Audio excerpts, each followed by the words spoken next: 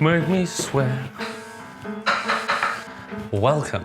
We're gonna make a Café de Paris butter with a sirloin steak. Fry the steak, butter on top, bam, bam. Thank you very much. We got a lovely steak from the restaurant, stolen. This is a Hereford Angus cross, and it's good. It's a sirloin, I just whipped it off the bone. We normally serve it on the bone. And then we've got a butter, we've got unsalted butter, lovely anchovies. Lots of parsley, some Tabasco, lemon, juice and zest, garlic, shallot, Worcestershire sauce, and that's all going in the butter. Blend it all up. Bzzz. So that's Café de Paris butter with a sirloin steak. Let's fucking go. First up, we're gonna dice one shallot, okay? And as we did last time, have our bin, split it in half. This is all going in the blender, so it doesn't need to be, you know, it doesn't need to be pretty, but we'll do it properly because we are professionals, okay? But it's nice and easy for the blender.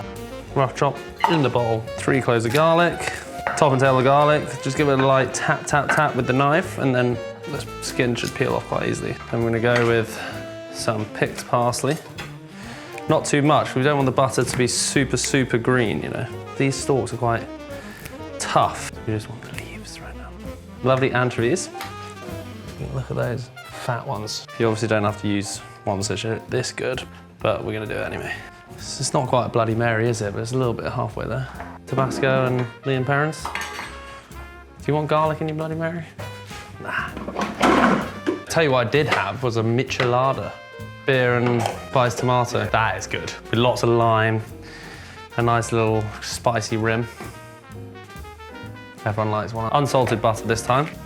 Fuck, it was good. Butter in. So nice and quick, this one. Shallots. Oh, we're looking for like that nice little raw flavour. Garlic in. Parsley in.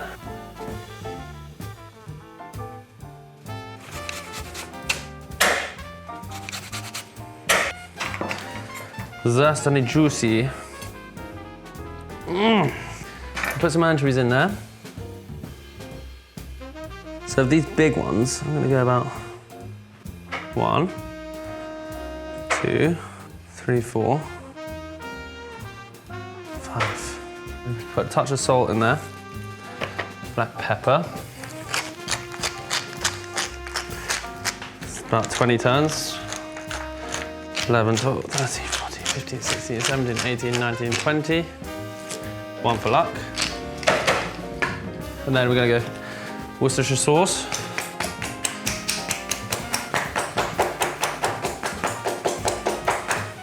It's about 2 tablespoons.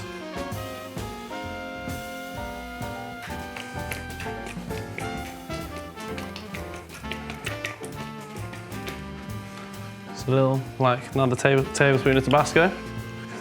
Okay, lid on, blendy, blendy, okay? Okay, so raw shallot, raw garlic, lemon zest and juice, butter, anchovies, Worcestershire sauce.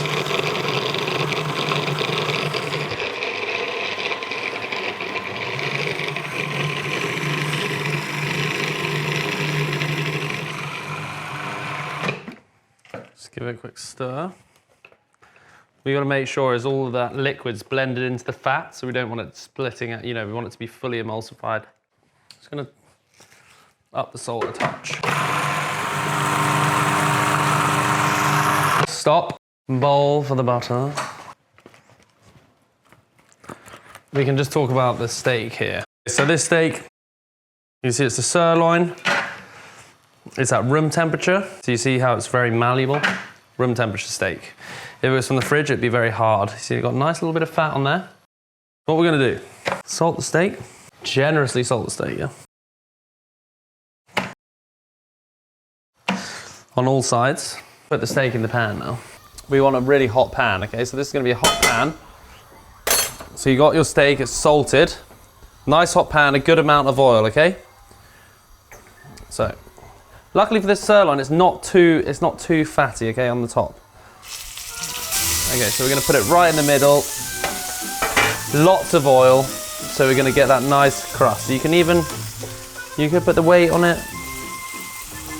just so you get a nice even crust. But what we're gonna have to do to keep that steak cooking evenly is we'll move it around the pan. So we're using the hot part of the pan, and we keep moving it to the hot part. Basically, we want to get that crust as quickly as possible onto the steak.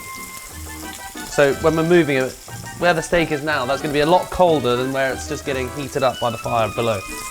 Okay? So it's about constant movement. Also, make sure it's well oiled. Where you get like burnt bits on the steak when you're cooking it in the pan is if you don't have enough oil, it's just getting literally roasted by the pan below, but it's getting charred. That's why this one spray, one cow stuff is horrendous. For cooking performance, we want ultimate. Oh, the test match is on. See, we're going to turn it over now. Nice even. See how even that colour is on the steak?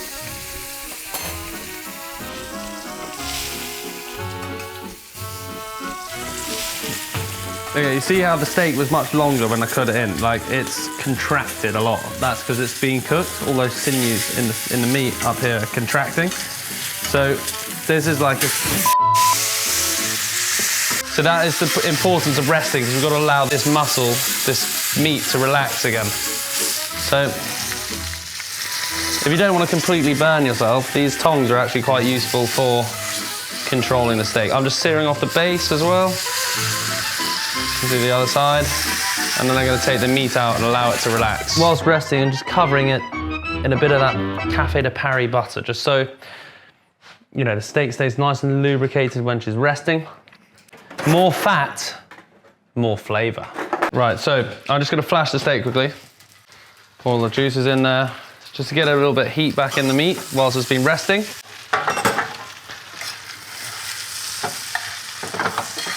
Okay, back out, boom. Steak, plate, hot plate.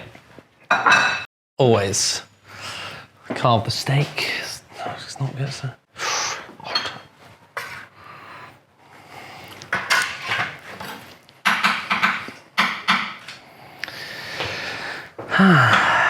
No pressure. Oh.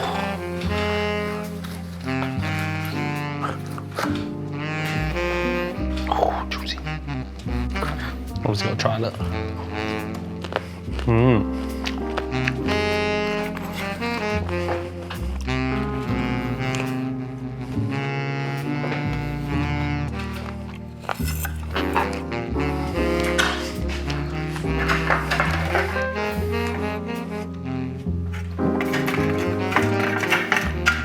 A little bit of Café de Paris on there. And then, don't try this at home. Hot spoon, very good butter. Very good beef. Delicious. So that's what we're looking for on the steak, is like super nicely cooked, very even red throughout.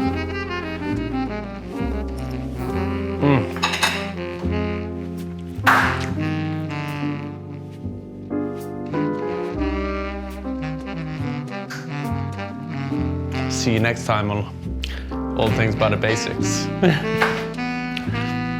Tommen's out. So it's amazing that works so well with the beef. Obviously, like raw shallot, the garlic, you know, those super rich allium sort of flavor. You know, it works in beef tartare, so why wouldn't it work on beef? Do you know what I mean? If you think it's weird. About Worcestershire sauce, you know,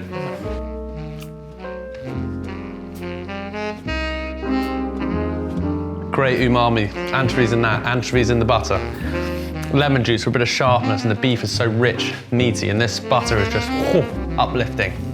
Fresh herbs, fresh plate of food. Hot.